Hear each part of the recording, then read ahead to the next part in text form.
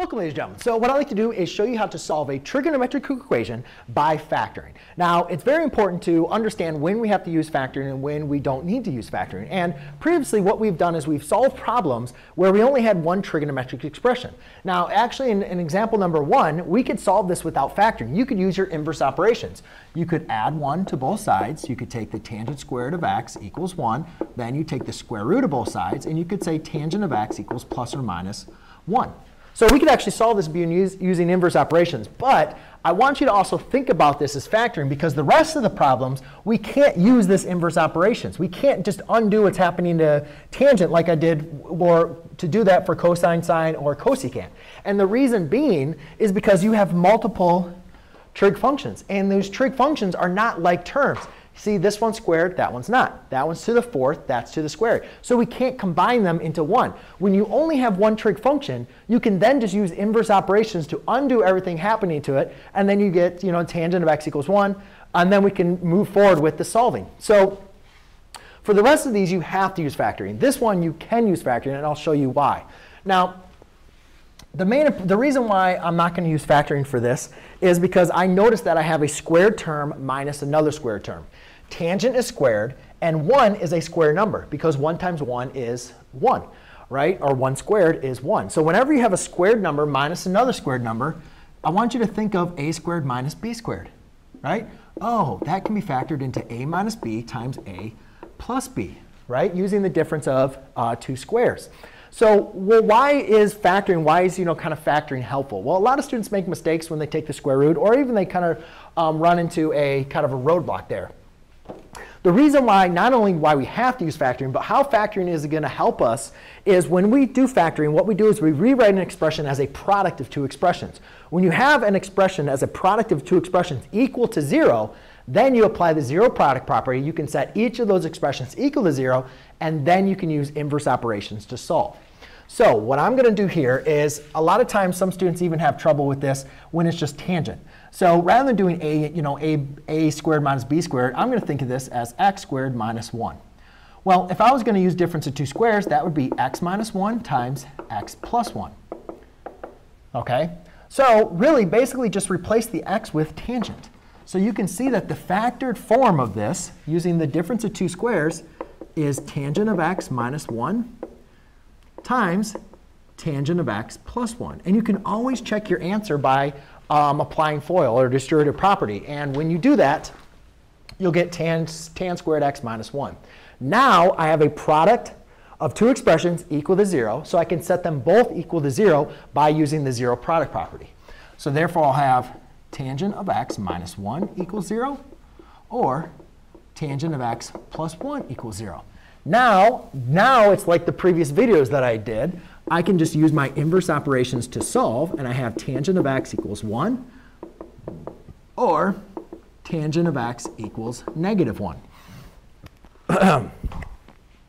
Now, what we need to do is to go ahead and solve for these. We need to go back and use the inverse operations. If I have tangent of x equals 1, I need to solve for x. So we have to remember, well, how do you solve for x? What do you do? Remember, using inverse operations, to undo subtracting, you add. To undo adding, you subtract. To undo multiplication, you divide. To undo division, you multiply. To undo squaring, you take the square root. To undo taking the tangent, you take the tangent inverse. So therefore, by taking the tangent inverse of both sides, what I now obtain is x equals tan inverse of negative 1, or tan inverse of, or x equals tan inverse of negative 1. So now we need to go back and remember, well, what does the tangent inverse represent? Remember, inverse tangent is representing what is going to be the angle where tangent is equal to negative 1, or what is the angle equal to when tangent is equal to, wait a minute, what's wrong? This should be a positive 1. Or equal to positive 1. Because remember, when I say, what is the tangent of 45 degrees? Well, remember, the angle, the point where the angle 45 degrees crosses the unit circle is square root of 2 over 2, comma square root of 2 over 2. So remember, the tangent of the angle is square root of 2 over 2 divided by square root of 2 over 2, which is 1. So if I was saying, what is the inverse tangent of 1, basically what I'm asking you is, what is the angle that produces 1 as the tangent? And so therefore, hopefully, if you can kind of envision the unit circle there, I'm going to use this for both of my problems here. At 45 degrees, I have square root of 2 over 2, comma, square root of 2 over 2. If you take the tangent of that, that equals 1. So I'm basically asking, well, then what angles produce a tangent of 1 and negative 1? Now, remember, we're only trying to find those solutions between 0 and 2 pi. So the angles that produce 1, I'm going to have, angles that produce 1 is going to be pi over 4. I'm going to have x equals pi over 4. I'm going to have also tangent is equal to 1, not in the first quadrant, but also in the fourth quadrant, or third quadrant. So pi over 4, 2 pi over 4, 3 pi over 4, 4 pi over 4, 5 pi over 4. X equals 5 pi over 4, comma. And then what about when tangent is equal to negative 1? Well, that's going to be over this angle in the second quadrant and that angle in the fourth quadrant. So 1 pi, 2 pi, that's 3 pi over 4. And then over in this one, it's going to be 5 pi over 4, 6 pi over 4, 7 pi over 4. OK. Now, what you can notice here is these are all these angles that add into them. Those are all the angles between 0 and 2 pi that works. So I don't know why I wrote that all long. Let's just write. So my answer is going to be x equals pi over 4, 3 pi over 4, 5 pi over 4, and 7 pi over 4. OK? There's no other angles between 0 and 2 pi. I could go longer, but then it'd be outside of my range. So therefore, that's going to be our final answer between 0 and 2 pi. OK, so now let's get into actually some factoring. Now, the main important thing about factoring, before you can, the reason why factoring works is because you're setting a product equal to 0. So if you have an equation that's not equal to 0, the first thing you need to do is set it equal to 0. So now I have 2 sine squared of x plus sine of x minus 1 equals 0. Now that I have it set equal to 0, I can use my zero product property. Now, a lot of students get mixed up with this with factoring. They kind of forget the factoring, and it's factoring with trig signs, which looks pretty crazy. So I just relate this. I just relate them with x's to kind of remind myself, OK, so if I had 2x squared plus x minus 1, how would I factor that? Well, we know that our two binomials have to multiply to give me 2x squared. So the only possibilities would be 2x and x. Then I also have two numbers that have to multiply to give me negative 1. So my only two options is going to be positive 1 and negative 1. Now I just need, oops, that should be x. Now I just need to determine, should I have a negative 1 here, a positive 1 here, or a negative 1 here, and a positive 1 here? And the way to determine that is to look at your middle term. We see that our middle term is going to be positive. That means if I want to multiply my 2x times a positive 1, and then my x times a negative 1. Because when you add your middle terms, 2x times 1 plus x times negative x, that gives me a positive x. OK? So that's just a little bit of breaking down the factoring. So what I have is 2 sine of x minus 1 times sine of x plus 1 equals 0. So now that's going to be my factored form. OK, so I basically just kind of forgot about the x's and just replaced them with sines of x. Now I have a product times a product equal to 0. OK, that doesn't work when it's equal to 1. It only works when it's equal to 0. So when you have two numbers or expressions multiplied to give you 0, one or both have to equal 0. So you set them both equal to 0.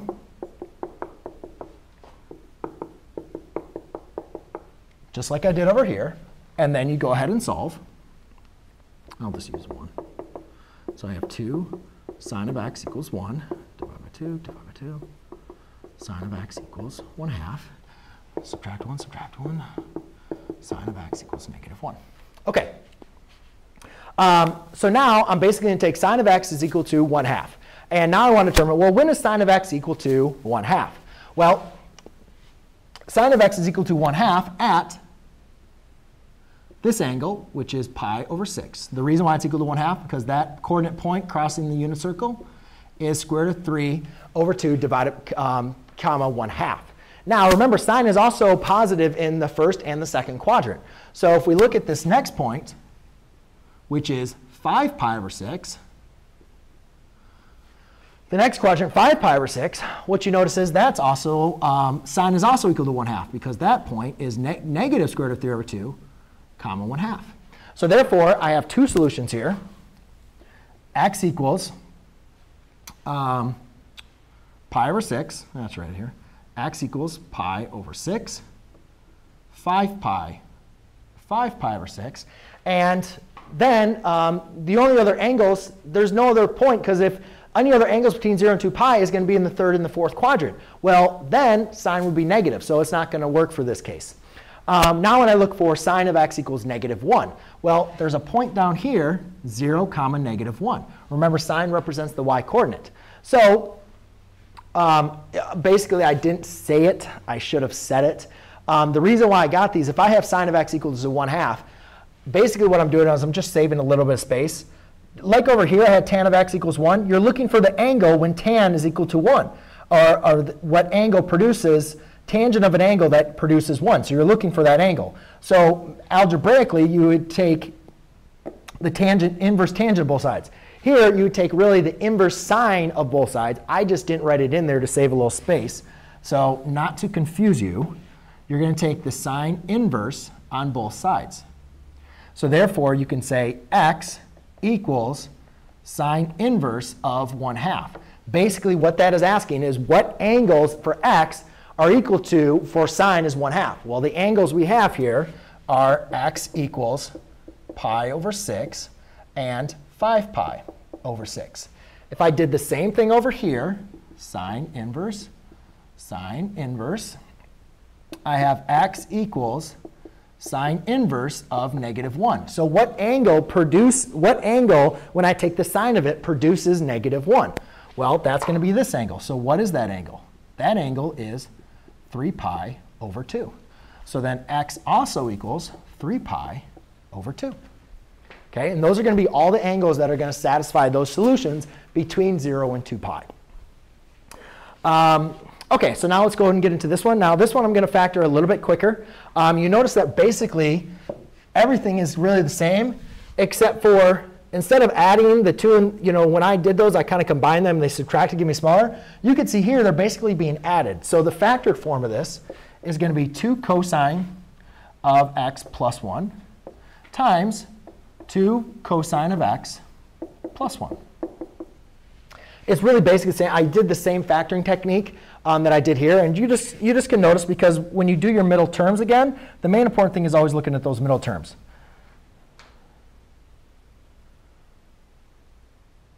Cosine of x plus 1. That becomes 2 cosine of x.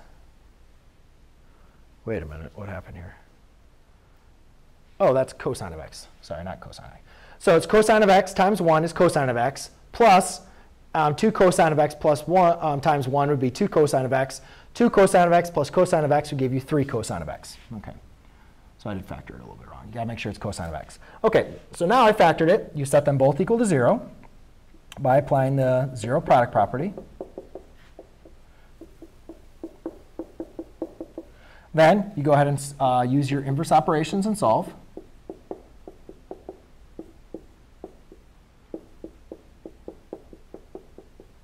OK, over here, I just subtract 1, subtract 1. Cosine of x equals -1. OK, so now I have some very, very close solutions to what I had over here. Just a little bit, plus or minus, but just a little bit, negative 1/2 instead of positive 1/2. However, remember, now we're dealing with cosine, so we're dealing with a totally different angle, right? So to solve for x, I got to take the inverse cosine on both sides. OK, and then what I obtain is x equals cosine inverse of -1/2. Here I have x equals cosine inverse of -1.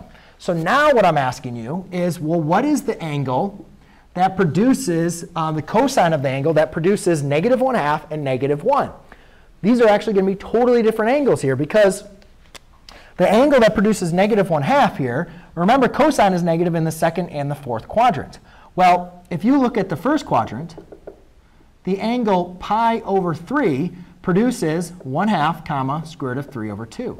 In that case, cosine of that angle, of cosine of pi over 3, produces x equals positive 1/2. But we want to get negative 1/2. So I got to look for this exact angle that's in the second quadrant. And that angle is 2 pi over 3. Because the coordinate points for that are negative 1/2 comma square root of 3 over 2. So one solution I have is x equals 2 pi over 3. Then I also want to look for, well, cosine's also negative in the third quadrant. So I want to look for the angle down there. Well, if that's 1 pi over 3, 2 pi over 3, 3 pi over 3, 4 pi over 3. Why? Because this angle at 4 pi over 3, that angle is negative 1/2 comma negative square root of 3 over 2. OK, and the last one is what angle produces the cosine of an angle that produces negative 1? Well, that angle, you can see this point right here is negative 1 comma 0. That's the only point where the x coordinate is going to be negative. So that angle is just going to be pi. And those are going to be all the angles that are going to be produced between 0 and 2 pi. All right, let's go and look at the last one. Now, I wanted to do that first one to factoring by using difference of two squares so it could help you with this one. This one is just think about it like this. If I had a to the fourth minus 4b to b squared, again, whenever you're dealing with squared numbers minus other squared numbers, you can use the difference of two squares. And you might say, well, that's not squared. That's to the fourth power. That's 4b squared. That doesn't work. Well, yes, it does, because 4 to the fourth power is a squared number, right? And as well as 4 is a squared number, and b squared is a squared number. So if I was going to factor this, just looking at it like a to the fourth minus 4b squared, it would look like this. A squared minus 2b times a squared plus 2b. OK? So I'm basically going to replace cosecant with a and 2b. Cosecant with a, and what is my b? I don't know. Oh, and the cosecant over here with b. OK. So when doing that, oh, you could also factor out a cosecant squared. That might be the best. All right, let's go ahead and do this a different way. What I'm going to do, that makes sense because, OK. So I could do it that way, the way I showed you. Or you could also say, well, they both share a cosecant squared. So why don't we factor out a cosecant squared of x? When doing that, we're left with cosecant squared of x minus 4 equals 0. This might be a little bit easier for you to recognize as a difference of two squares. And this is actually a better way because this actually simplifies it before we factor it. So I have cosecant squared of x. This is going to factor to cosecant of x minus 2 times cosecant of x plus 2 equals 0.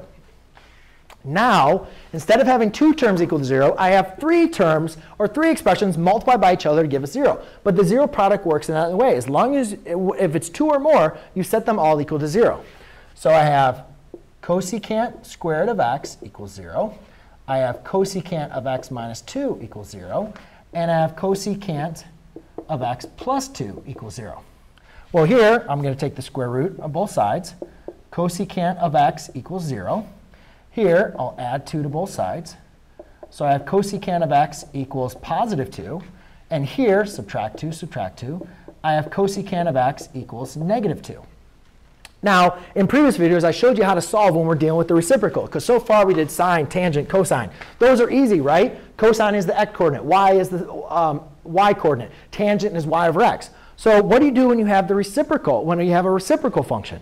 Well, all you do is reciprocate it so you get the other, so you get its reciprocal function.